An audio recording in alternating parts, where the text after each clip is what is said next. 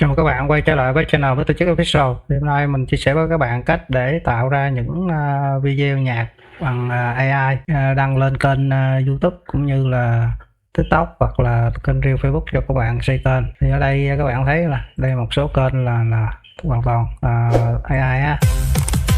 Đây là nhạc người ta tạo bằng AI rồi làm clip cũng bằng AI luôn, nhưng mà Gemini thì cái clip video này thì các bạn phải là dùng bản trả phí.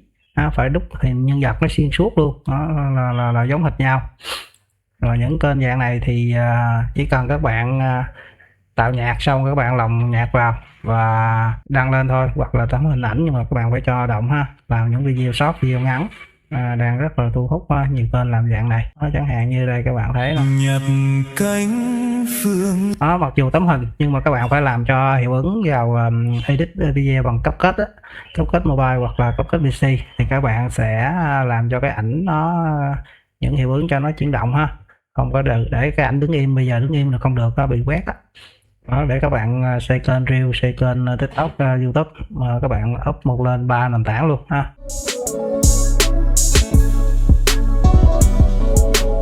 Rồi, để làm được những video nhạc AI như thế này thì các bạn chỉ cần là công cụ tạo nhạc, đó là Suno AI.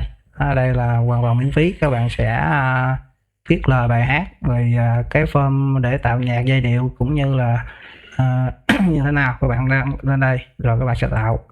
Còn các bạn sẽ dùng ChatGPT.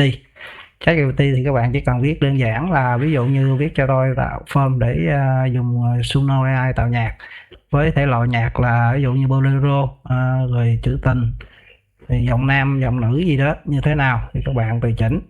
Và ở đây nó sẽ có gợi ý cho các bạn ha, thể loại nhạc, giọng hát, cụ là nhịp độ, rồi nhanh chậm á, rồi cảm xúc như thế nào. Ở đây các bạn nó sẽ tạo ra cho các bạn một số form như thế này. Ví dụ như các bạn copy một cái form bolero truyền thống thì ở đây thì các bạn sử dụng cái này bằng tiếng Anh ha, thì nó sẽ chuẩn hơn. Đó, mình dịch từ tiếng Việt thì nó đại khái là như là nhạc bolero truyền thống Việt Nam, giọng nam trầm ấm, nhịp điệu chậm rãi, đàn guitar acoustic, rồi piano, rồi đàn đó, rồi sáo, âm thanh rồi đó, cái gì đó thì các bạn có thể điều chỉnh. Rồi sau đó khi các bạn có form rồi thì các bạn cũng vào, các bạn dùng ChatGPT, các bạn sẽ dán vào, các bạn coi xong rồi các bạn ví dụ như viết cho tôi lời bài hát kèm lời và tiêu đề ha. Ví dụ như chủ đề quê hương Việt Nam, hay là các bạn muốn chủ đề gì đó thì các bạn yêu cầu nó viết theo chủ đề đó. Và đặc biệt các bạn nhớ, ví dụ như thể loại nhạc như ở trên này mấy kênh này đang là dùng là bolero, thì các bạn yêu cầu nó viết cái dạng thơ lục bát để cho Suno AI nó tạo nhạc hàng loạt, nó được chuẩn theo cái giai điệu luôn. Ví dụ như đây mình cho nó tạo ra bến sông quê mẹ nè, đó 5 bài một lượt. Và các bạn chỉ cần copy cái lời bài hát này vào ở bên Suno và chúng ta tạo ra viết cho bài nhạc thôi. Rồi bây giờ ví dụ như là cô gái miền Tây đi ha, đó đây là cái bài cô gái miền Tây. Rồi bây giờ mình sẽ copy, các bạn vào qua cái Suno AI nè. Nhớ Suno thì các bạn chỉ cần đăng nhập bằng tài khoản Google của các bạn thôi, tài khoản Gmail á. Rồi các bạn chọn Re là tạo mới, rồi các bạn chọn cái thằng này miễn phí thì xài cái 4.5 nè. Đó, các bạn chọn bên cái Advanced ha, rồi xong các bạn copy cái lời bài hát vào đây. Các bạn qua đây copy, chọn cái copy cái lời bài hát nha, các bạn dán vô.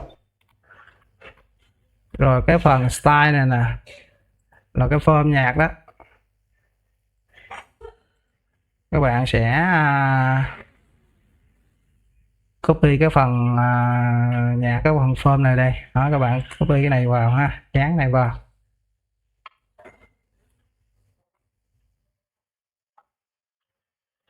Rồi tiếp tục kéo xuống more option ở đây ha, ví dụ như form nè, các bạn ấy chọn từ form ha. Rồi ở đây là dùng cái form này nha, style dùng cái form. Rồi tiếp theo ở đây là cái vocal là giọng nam hay giọng nữ ha. Rồi mình sẽ chọn là giọng nam. Rồi cái này các bạn cứ để mặc định ha. Và đây là tựa tiêu đề của bài hát, ví dụ mình sẽ lấy cái tựa này luôn. Đó các bạn, đây mình lấy cái bài gì đây, cô gái miền Tây ha. Rồi copy vô đây. các bạn dán lời bài hát vô đây lại nha. Rồi như vậy cơ bản là xong ha. Rồi các bạn chọn rồi như vậy rồi chúng ta nhấn đi là tạo thôi. Các bạn đợi một lát trong vòng vài giây ha, 30 giây đến 1 phút thì nó sẽ tạo cho các bạn. Ở đây thì nó có hai cái bảng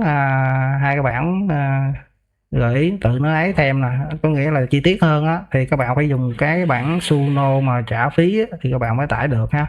Còn miễn phí thì các bạn chỉ mỗi lần nó tạo cho các bạn là hai cái bản nhạc đây đó, các bạn nghe cái nào ok thì các bạn tải bài đó về. Ví dụ các bạn có thể lít vào chúng ta nghe thử.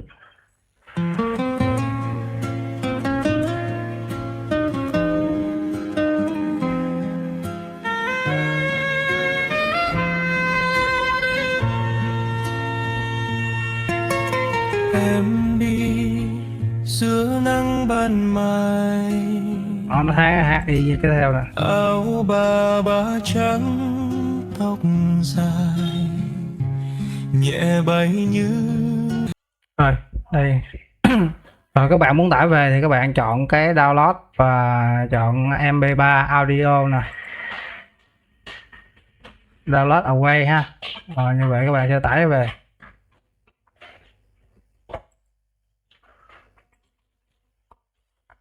Đó, như vậy thì các bạn đã có bài file MP3 đây.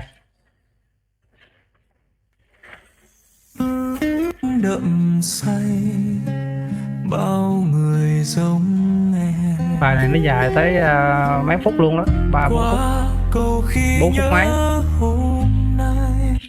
Đồng bộ cho nó, ví dụ như các bạn thấy cái bài nào các bạn thấy chuẩn rồi, ví dụ như cái giọng tông nhạc giai điệu gì đó, ví dụ như cái giọng hát ha. Các bạn chọn cái reserve form này thì nó sẽ dùng lại, các bạn sẽ chỉ cần thay đổi cái lời bài hát ở trên này thôi. Đó, khi đó thì những cái style, cái giai điệu rồi cái giọng hát đồ này nọ nó sẽ giống nhau.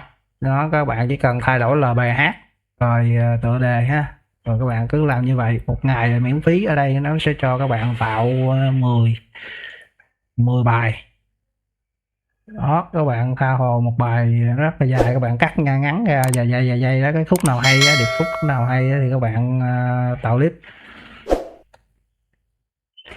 Rồi để mà edit thì các bạn chỉ cần sử dụng CapCut bản mobile hoặc là PC. Đưa cái file âm thanh vào. Rồi các bạn sẽ tìm một cái tư liệu, cái đoạn video của các bạn tự quay cũng được, quay cảnh quay gì đó, hoặc các bạn có thể tải những cái video ngắn cảnh thiên nhiên miễn phí ở trên mạng á, mấy cái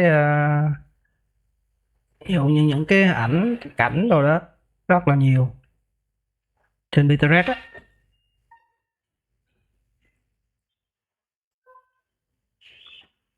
Ví dụ như đây, cái này thì nó ngắn quá ha.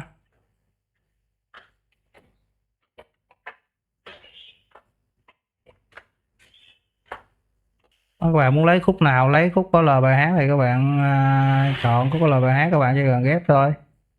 Rồi các bạn ví dụ như làm video ngắn cỡ này, các bạn chỉ cần chọn ở đây. Rồi Em soi nước đông đầy, nhớ thương dịu dàng. hiệu ứng chữ test văn bản gì đó thì cái đó mình sẽ nói sau ha. Cái này nó có những video sau mình sẽ ấy kỹ hơn. Còn cái này đại khái cơ bản là như vậy. Đó, các bạn có thể dùng hình ảnh hoặc là video các bạn tự quay, hoặc là các bạn tải những video miễn phí không có bản quyền, các bạn chèn nhạc vào, cắt những cái đoạn hay khoảng chừng 15-30 giây vậy đó. Đó, các bạn xây kênh YouTube, Reel hoặc là TikTok.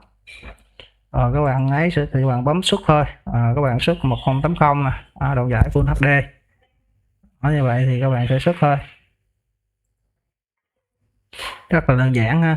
Thì hôm nay trên đây mình đã chia sẻ hướng dẫn với các bạn cách để tạo một bài hát, những cái bài hát bằng AI từ ChatGPT, từ viết form cho đến viết lời. Đó, các bạn có thể dùng ChatGPT hoặc các bạn có thể dùng cái mà thường chỉ cần ChatGPT đủ rồi. Đó, các bạn sẽ copy lời bài hát, chủ yếu là cái giai điệu lúc đầu cái form mà để tạo cái giai điệu nè, đó cho nó có chuẩn chỉ cho nó hay á, các bạn làm tới làm lui coi khi nào mà nó ok rồi các bạn sẽ qua bên Suno, các bạn chọn ha, rồi nhớ thì các bạn muốn cho hàng loạt thì các bạn nhấn vào cái dấu ba chấm cho cái bài hát ha, mà hát mình vừa tạo á, các bạn chọn cái remix mà result form ha, đó có nghĩa là dùng lại cái form cũ, rồi các bạn chỉ cần nhấp vào thay copy cái lời bài hát mới vô đây, đó là các bạn sẽ tạo được nhiều bài khác nhau, và cái giọng, cái giai điệu, cái giọng của nó từng một người hát vậy ha, cùng cái giọng đó, chất giọng đó là giống cái giọng đó luôn. Cho miễn phí các bạn tầm 10 bài một ngày, mỗi ngày miễn phí mỗi ngày. Còn các bạn muốn làm nhiều, muốn rảnh các bạn làm nhiều thì các bạn có thể dùng ví dụ như các bạn đăng nhập nhiều cái tài khoản Gmail các bạn á, mỗi tài khoản thì các bạn nhiều cái email thì các bạn sẽ tạo được nhiều tài khoản Sumo và các bạn tạo được nhiều bài hơn, đó như vậy thôi. Rồi các bạn nếu có thắc mắc gì thì hãy comment bên dưới phần bình luận của video ha, mình sẽ giải đáp cho các bạn. Rồi các bạn nếu thích video thì hãy cho mình xin một like. Còn bây giờ xin chào, hẹn gặp lại các bạn ở những video tiếp theo.